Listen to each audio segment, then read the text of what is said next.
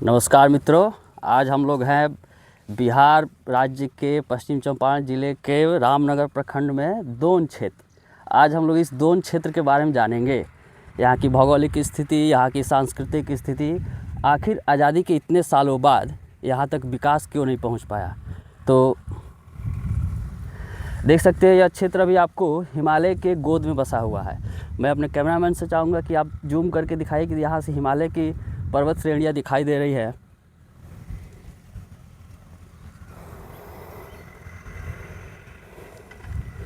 अभी हम लोग एक नदी के बीचों बीच में खड़े हैं। देख सकते हैं यहाँ पर अभी हल्की हल्की पानी चल रही है, लेकिन जब बरसात का मौसम आता है तो पानी का वेग इतना तेज़ रहता है कि कुछ भी नहीं टिकता यहाँ पे। और इस नदी पे ना कोई पुल है, ना कोई रास्ता है। यहाँ पे बरसात के दिनों में पूरा ये रास्ता बंद हो जाता है। हालांकि यहाँ पे आप देख सकते हैं बीच में रास्ता बनाया गया है जो कि टेम्पररी है, और टेम्पररी रास्ता होने के बाद भी लोग इसी रास्ते से आते जाते रहते हैं।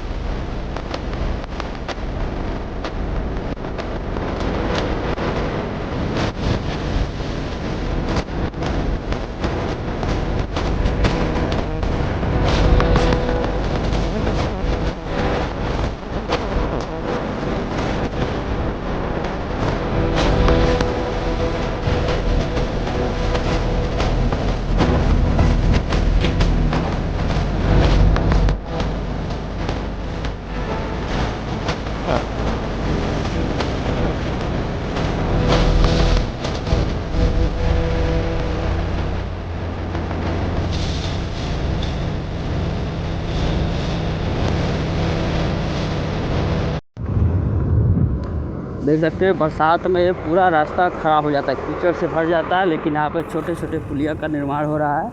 लगभग 4 पुलिया बन रही है यहाँ पे। क्या यह इस रास्ते का शक्ल और सूरत बदल सकता है, ये सोचने वाली बात है।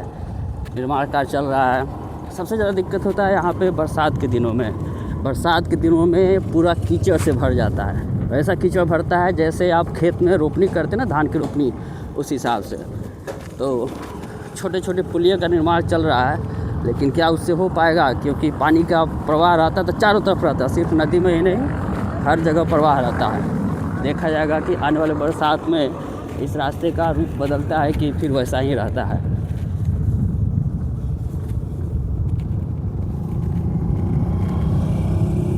यहाँ के लोगों का मुख्य आजीविका यहाँ पे खेती बाड़ी ही है। खेती बाड़ी से ही लोग अपना जीवन यापन करते हैं, क्योंकि यहाँ पे और किसी भी प्रकार का आय का स्रोत नहीं है। यह क्षेत्र चारों तरफ जंगलों से घिरा हुआ है, और जो गांव आता है, गांव के आसपास ही आपको रोड देखने को मिलेगा। जैसे गांव से बाहर जाएंगे, जंगल शुरू होता है, वहाँ पे फिर आपको कच्ची सड़क मिलेगी, और उस कच्ची सड़क पे आने जाने में बहुत ही दिक्कत होता है, खासकर बरसात के दिनों में। और रास्ता इतना ऊबड़ खाबड़ है, अगर आप नई गाड़ी लेकर आइएगा तो उसके पार्ट पुर्जे सारे ढीले हो जाएंगे, क्योंकि बीच बीच में पत्थर भी है।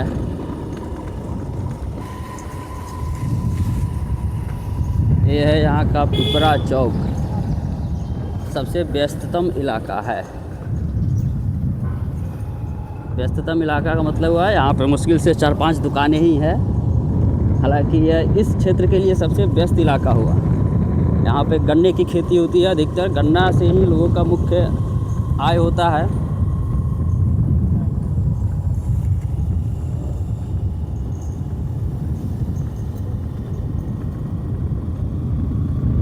गांव में तो सड़क बहुत अच्छी है, देख सकते हैं सड़क कितना चकाचक है। लेकिन दिक्कत तब शुरू होती है जब गांव ख़त्म होता है और जब जंगल शुरू होती है तब।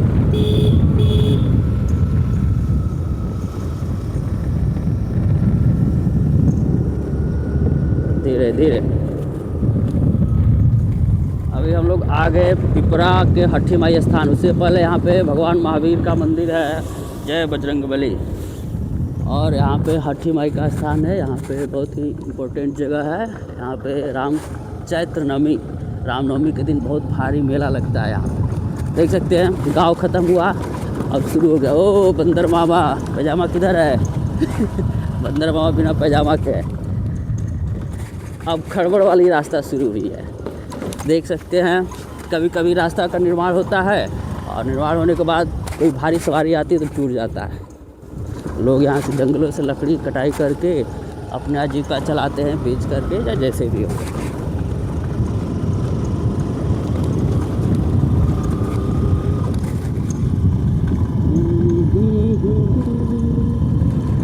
इस जंगल के बारे में ख़ास बात है कि यहाँ पे सबसे ज़्यादा सखुआ का पेड़ है। अगर सखुआ के बारे में आप जानते हो तो सखुआ पेड़ बहुत ही मजबूत होता है। इसका जो भी हम लोग फर्नीचर बनाते हैं वो बहुत ही टिकता है। इसके बारे में कहा जाता है कि इसकी आयु लगभग 300 साल होती है। सखुआ पेड़ के बारे में 100 साल खड़ा, 100 साल पड़ा और 100 साल सड़ा। मतलब अगर आप इसको ऐसे छोड़ दीजिएगा तो 100 साल तक टिका रहेगा। अगर कहीं ज़मीन पे फेंक दीजिएगा तो भी 100 साल तक पड़ा ही रहेगा, और पानी में डाल दीजिएगा तो इसको सड़ने में 100 साल लगेगा। तो बहुत ही मजबूत है। यहाँ के आसपास के जो भी लोगों का जितना भी घर में फर्नीचर है वो सब सखुआ से ही बनाते हैं।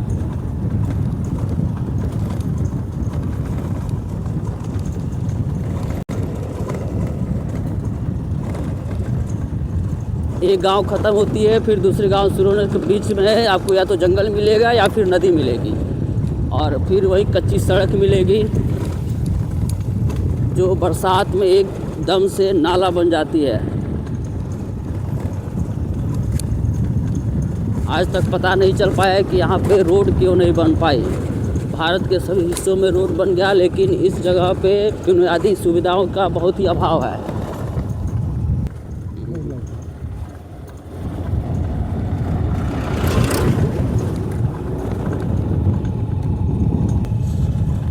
अभी पहली जंगल ख़त्म हुई, इसको पार करने में हमें लगा 5 से 7 मिनट लगा। आप देख सकते हैं यहाँ पे कितना अच्छा सीनरी दिखाई दे रहा है। धीरे धीरे चलना।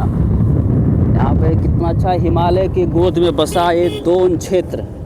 ध्यान सुनिएगा, यहाँ के जितने भी गांव हैं सब जगह उसके नाम में दोन लगता है। गोबरैया दोन, सिरवा दोन, नौरंगिया दोन, पिपरा दोन। ये चारों तरफ से पहाड़ी, नदी, जंगल इन सब चीज़ों से घिरा हुआ है।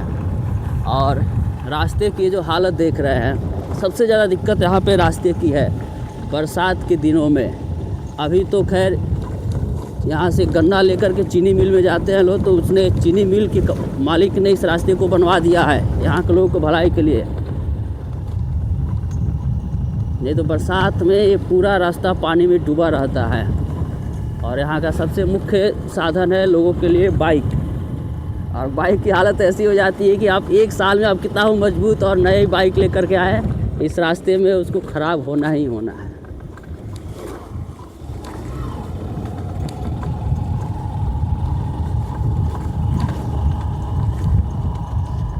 अभी हम लोग एक सबसे बड़ी नदी, दोन क्षेत्र के सबसे बड़ी नदी के पास जाने वाले, जिसको कापन नदी कहा जाता है।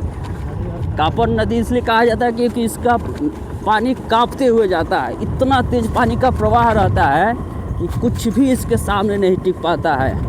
और हालत ये होता है कि बड़े से बड़े इसमें पेड़ बहते हुए जाते हैं, कोई भी इसमें नहीं रुक पाता है। अभी हालांकि ये नदी सूख गई है, लेकिन बरसात के दिनों में ये पूरा रास्ता पानी में डूब जाता है। आपको इंतज़ार करना पड़ता है कि कब पानी कम हो। ये जो यहाँ पे रामनगर चीनी मिल है उसके द्वारा यहाँ पे सेंटर लगाया गया है, और यहाँ से इन सारी ट्रैक्टरों पे इस इलाके के पूरे गन्ना भर करके चीनी मिल में जाता है। क्योंकि हमने पहले ही बता दिया है कि यहाँ का मुख्य आय यहाँ का कृषि ही है।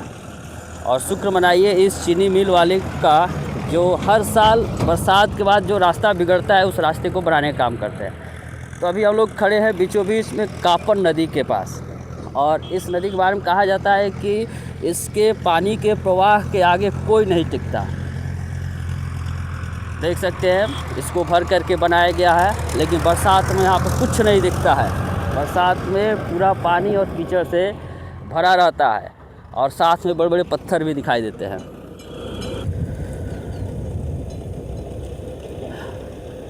अभी इस नदी में पानी की मात्रा बहुत कम है, लेकिन इसको भी एक जगह इकट्ठा करके वहाँ से इसको पार कराया जा रहा है।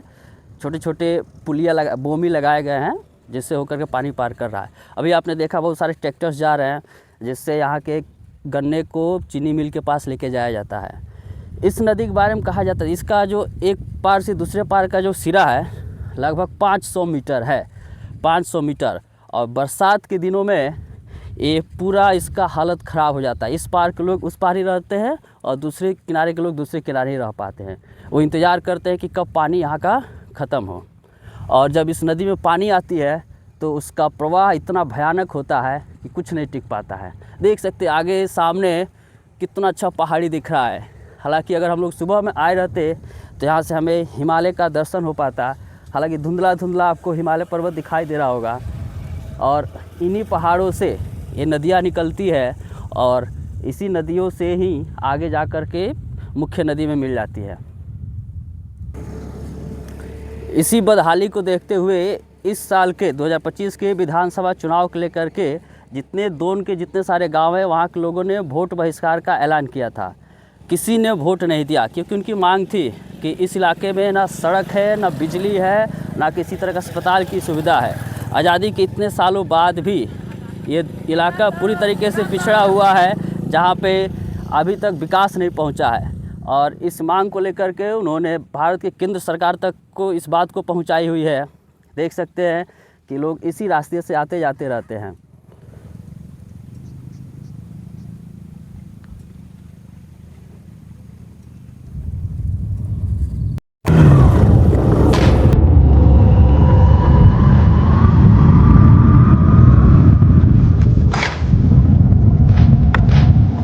इस तरह के रास्तों की एक खूबी है कि अगर बरसात होगा तो कीचड़ मिलेगा और पानी, और जब बरसात नहीं होगी तो आपको सिर्फ बालू ही बालू दिखाई देगा।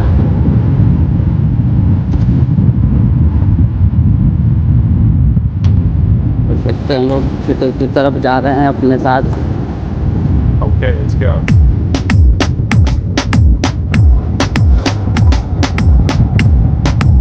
यहाँ के लोगों ने मांग किया है इस नदी पे पुल बनाने के लिए। इस नदी पहाड़ी नदी की एक खासियत होती है कि अपना रास्ता बदलते रहती है। कुछ सालों के लिए इस रास्ते से बहेगी, हो सकता है अगले साल वो अपना रास्ता बदल ले। इसी का नतीजा है कि इस नदी का एक किनारे से दूसरे किनारे की दूरी लगभग 600 मीटर है, आधा किलोमीटर से भी ज़्यादा है। अब हम लोग पहुँच गए हैं गाँव में, और जैसे कि मैंने पहले भी बताया कि गांव में सड़क अच्छी है, लेकिन यहाँ पे अभी भी बिजली की व्यवस्था नहीं है, ना ही इंटरनेट है। यहाँ पे सोलर से लाइट आता है बस 2-3 घंटे के लिए, जिसमें आप मोबाइल चार्ज कर सकते हैं और एक बल्ब जला सकते हैं, बाकी और कुछ नहीं चला सकते। इस इलाके के बारे में बात करें तो यहाँ पे ज़्यादातर थारू जनजाति के लोग रहते हैं। उनकी जनसंख्या लगभग यहाँ पे 90% है थारू जनजाति, और कुछ उरांव जनजाति जिसको धांगड़ कहा जाता है। तो थारू और धांगड़ मिलकर के इस एरिया की जनसंख्या है उसके लगभग 90-95% की आबादी है।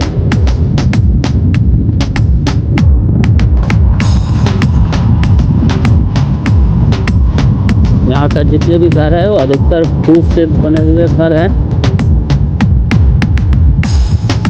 कुछ जगह पे पक्के घर भी हैं। सरकार की तरफ जो इंदिरा आवास मिलती है उसके सहायता से लोगों का घर का निर्माण हुआ, लेकिन अधिकतर घर यहाँ पे फूस के ही घर है। अभी भी लोग झुग्गी और झोपड़ियों में रहते हैं, देख सकते हैं यहाँ पे। और फिर अब दूसरा जंगल शुरू होने जा रही है। एक जंगल को हमने पार किया, अब दूसरा जंगल है। इसकी लंबाई, इसको पार करने में लगभग 15 मिनट का समय लगता है, और इसकी लंबाई जो है वह 7 से 8 किलोमीटर है। घना जंगल है, तो इस घने जंगल के बारे में हम लोग देखेंगे कैसा सीनरी। यहाँ पे देख सकते हैं फॉरेस्ट गार्ड का ऑफिस है, जंगल विभाग के अधिकारियों का ऑफिस है। यहाँ पे वो रहते हैं, जंगल की सुरक्षा करते हैं। अब दूसरे जंगल की शुरुआत हो चुकी है। जैसे ही गाँव ख़त्म और वो कच्ची सड़क शुरू। इस सड़क का निर्माण किया गया आपको बालू, छोटे छोटे पत्थर और मिट्टी के मिक्सचर से इसको भर दिया गया है और रोलर चला दिया गया है। हालांकि 2 साल पहले रास्ता और भी बदतर था और भी ख़राब था, लेकिन उसकी तुलना में अभी रास्ता ये ठीक है, लेकिन उतना भी ठीक नहीं है क्योंकि बहुत ही आपको इस पर जर्किंग मिलेगा, ऊबड़ खाबड़ रास्ता है। अभी हम लोग मुख्य सड़क, ये जो सड़क आपको देख रहे हैं मुख्य सड़क है, इससे होकर के भी रास्ता जाती है और यहाँ पे एक बाईपास रास्ता है जो जंगल के बीचों बीच में होकर के जाती है, लेकिन हम लोग इस बाईपास से होकर के ही जाएंगे क्योंकि दिक्कत ये है कि जो मुख्य सड़क है बहुत ही ऊबड़ खाबड़ है और इसकी दूरी भी अधिक है, लगभग 7 किलोमीटर। और जब हम लोग बाईपास से होकर के जाएंगे तो इसकी दूरी लगभग 5 किलोमीटर के आसपास पड़ेगी। 2 किलोमीटर का हमें कम दूरी तय करना होगा और इस रास्ते में उतना ज़्यादा ऊबड़ खाबड़ नहीं है। तो हम लोग मुख्य सड़क को छोड़ के जा रहे हैं, बाईपास के रास्ते से लिया होती हैं 4 व्हीलर्स हो गए, वो सब मुख्य सड़क से ही आती है क्योंकि जंगल के बीचों बीच से उनको आने का रास्ता नहीं है। इसमें आपको फॉरेस्ट विभाग का ऑफिस दिखाई देगा, आपको कुछ कर्मचारी भी मिल जाएंगे और जंगल के किनारे जो नेपाल बॉर्डर है वहाँ पे एसएसबी का कैंप होगा जो बीच जंगलों में है। रास्ते में कई बार हमें कुछ जानवरों से मुलाकात हो जाती है। यहाँ पे कहा जाता है कि यहाँ पे बाघ, भालू, तेंदुआ, जंगली भैंसा और भी हिरन, बहुत सारे जानवर हैं। और देखते हैं आज रास्ते में मिलते हैं कि नहीं जानवर। अगर मिल जाए तो अच्छी बात है, ना मिले तो उससे भी अच्छी बात है क्योंकि कौन बाघ से मिलना चाहेगा इस सुनसान और घने जंगल में। हाँ, हालांकि दूर से दिख जाए तो अच्छी बात है, लेकिन बंदर ज़रूर दिखाई देगा। देखिए बंदर यहाँ से जा रहा है। कभी कभी इस रास्ते से जाने पे बाघ भी दिखाई देती हैं। लोगों का दावा है कि उन्होंने कई बार इस रास्ते में बाघ को भी देखा है, लेकिन हमसे आज तक मुलाकात नहीं हुई है। अच्छी बात है कि नहीं मुलाकात हुई है, लेकिन ऐसे हिरन, जंगली भैंसा, तेंदुआ, भालू ये सब दिखाई देते रहते हैं। कभी कभी आप जाओगे, कभी कभी कुछ मौके पर आपको दिखाई दे देंगे।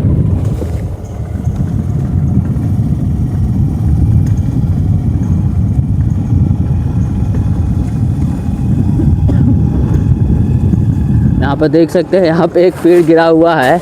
और एक बार की बात है, जब हम पहली बार इस रास्ते से आए थे तो मेरा सर इस पे लड़ गया था कि कदम झुका हुआ है, यहाँ पे सर झुका करके जाना होगा, इसलिए किसी ने यहाँ पे लिखा है कृपया झुक के जाएं, झुक के जाएं। देख सकते हैं, आपको झुक के जाना होगा वरना आपका सर इसमें लड़ जाएगा। तो इस तरह के रास्ते से हम लोग सफ़र करते हैं, एकदम सुनसान, बीच बीच में जंगलों की चीरती हुई सूरज की किरणें धरती पर पड़ रही है।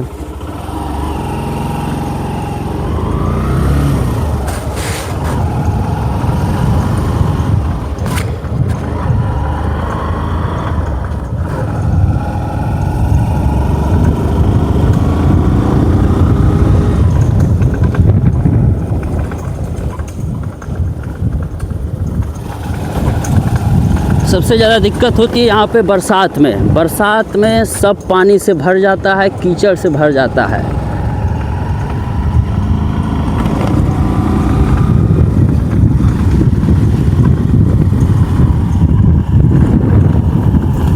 ये सुनसान और खामोश जंगल अपने साथ प्रकृति को बसा के रखा है।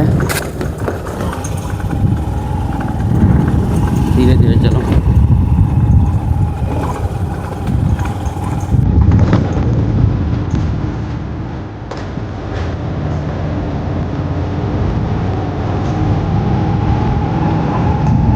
मुख्य सड़क भी जंगल से बीच होकर के ही जाता है, लेकिन वो चौड़ी है और ये बाइक के लिए रास्ता है, ये बाईपास है। जैसा हमने पहले बताया कि ये दूरी को कम कर देती है और इसमें ज़्यादा उतना जर्किंग नहीं आता है, जो ऊबड़ खाबड़ रास्ता है वो कम है यहाँ पे।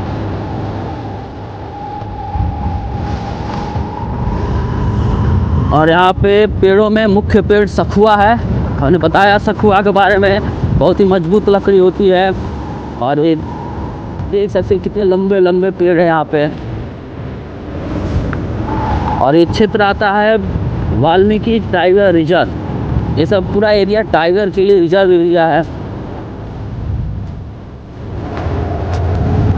जिनके पास हिम्मत है, जो यहाँ के लोकल लोग हैं, वो इस रास्ते से साइकिल से भी आ जाते हैं। हम लोग तो बाइक से जाने में डर लगता है कि कहीं कोई जानवर ना मिल जाए। वो बताते हैं कि जानवर देखते हैं लेकिन जानवर का घर है, वो अपना काम करते हैं, हम लोग अपने काम से अपने रास्ते की तरफ चलते हैं। कोई एक दूसरे को नहीं छेड़ता है, कोई एक दूसरे को डिस्टर्ब नहीं करता है। बहुत लोग दावा करते हैं कि उनको रास्ते में बाघ मिल गया है, मिल चुका है। तो बाघ कई बार होता है कि रोड क्रॉस करके उधर जाते हुए दिख जाता है, तो आराम से चले जाता है, लोग दूर से ही देखते हैं और फिर चले जाते हैं। भालू, जंगली भैंसा, हिरन, तेंदुआ, ये सब यहाँ पे दिखाई देते रहते हैं।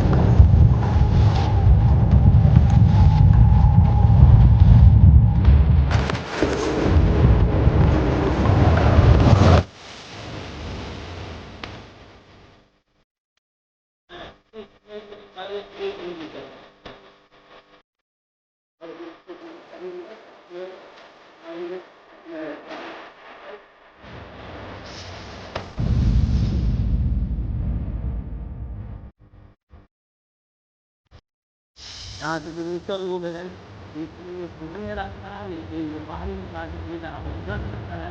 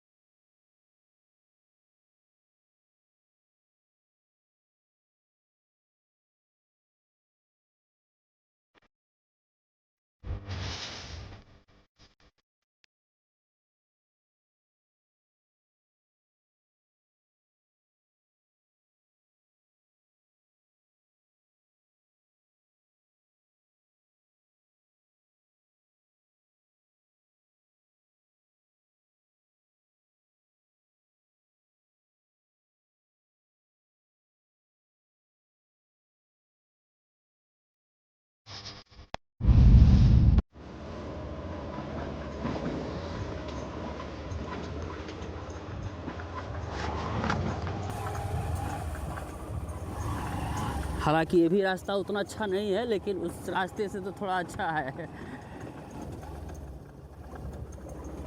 अब हम लोग जंगल के आखिरी सिरा पे हैं, अब इससे बाहर निकलने वाले हैं।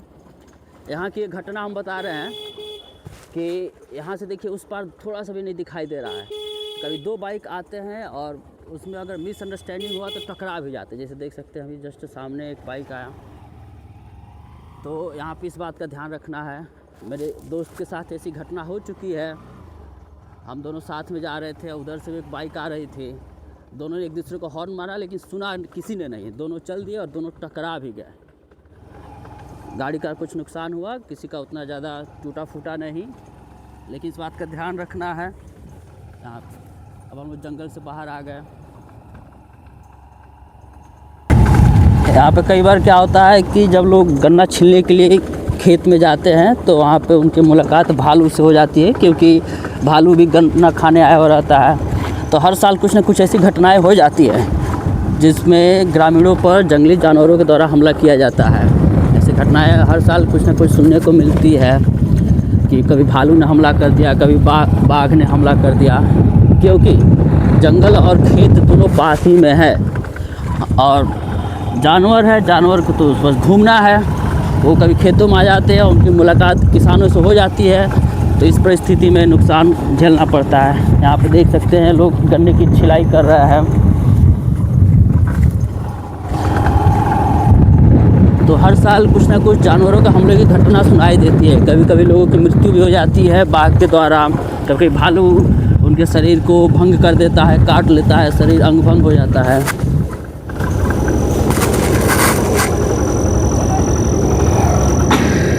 सबसे ज़्यादा दिक्कत है अगर सामने से कोई सवारी आ जाए तो फिर साइड लेने में, क्योंकि सड़क बहुत ही पतली है।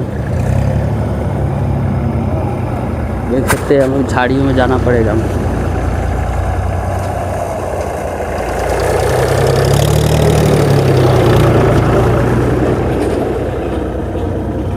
जंगल से लोग बाहर निकल गए, दूसरे गांव में आ गए। जैसे मैंने पहले ही बताया था कि गांव में सड़क अच्छी है। देख सकते हैं यहाँ पे पोल और तार दिखाई दे रहा है, लेकिन ये सोलर का सप्लाई है। बस 3 से 4 घंटा शाम में बिजली आती है, जिससे आप मोबाइल चार्ज कर सकते हो और 1-2 बल्ब जला सकते हैं। आज भी अधिकतर घर यहाँ पे फूस गई है। लोगों का यहाँ पे मुख्य आजीविका जंगल से लकड़ी बीनना, खेतीबाड़ी करना है और अपने ही धुन में मस्त रहते हैं। जैसे मैं बताया कि यहाँ पे सबसे अधिक थारू प्रजाति के लोग रहते हैं और साथ में धांगड़ भी। गांव में रोड चकाचक है। जैसे कि मैंने बता चुका पहले ही, अगर ये गांव ख़त्म होगी तो या तो जंगल मिलेगा या फिर नदी मिलेगी। ये भी एक नदी ही है, अभी पूरी तरीके से सूख चुकी है, लेकिन बरसात में इसका तांडव इतना खतरनाक रहता है कि इसके आर पार जाना मुश्किल रहता है। देख सकते हैं सामने पहाड़ी भी दिखाई दे रही है। यहाँ का दृश्य बहुत ही मनमोहक लगता है।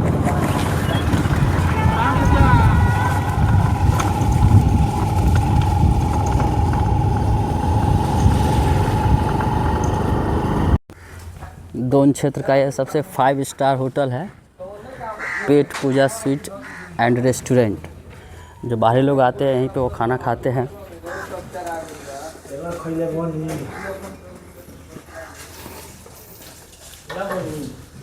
कैमरामैन क्या खा रहे हो?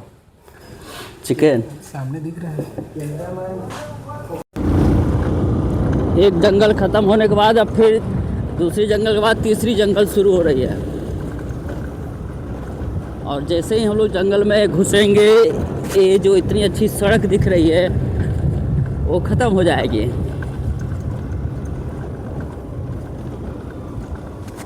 और अभी आपके सामने एक अजूबा पुल दिखाएंगे। आज हम लोग इस अजूबे पुल के बारे में बात करेंगे। खासकर आपने जितना भी पुल देखा होगा, उस पुल में क्या होता है कि नीचे पिलर रहता है और उसके ऊपर ढलाई कर दिया जाता है। नीचे नीचे पानी बह के जाती है, लेकिन इस पुल में कोई पिलर नहीं है। ये पुल ऐसा बनाया गया है कि पानी इसके नीचे से भी जाए, इसके बीच से भी जाए और इसके ऊपर से भी जाए, क्योंकि ये नदी इतना ख़तरनाक है। देख सकते हैं अपने साथ कितना बड़ा पेड़ बहा करके लाई हुई है। बरसात के दिनों में जब बारिश बहुत ज़्यादा हो जाती है तो क्या होता है कि जो पानी है इस पुल के ऊपर से बह करके जाती है। और कभी कभी ऐसा हालत होता है कि ये जो देख रहे हैं पिलर, ये भी डूब जाता है। और पानी का बहाव भी बहुत तेज़ रहता है। अगर पानी कम है तो यहाँ पे जो छोटे छोटे होल्स दिखाए गए हैं, होल्स बनाए गए हैं, इस होल से पानी बहती हुई उस पार जाती है। हो सकता है इस होल में कभी कभी कुछ जहरीले सांप भी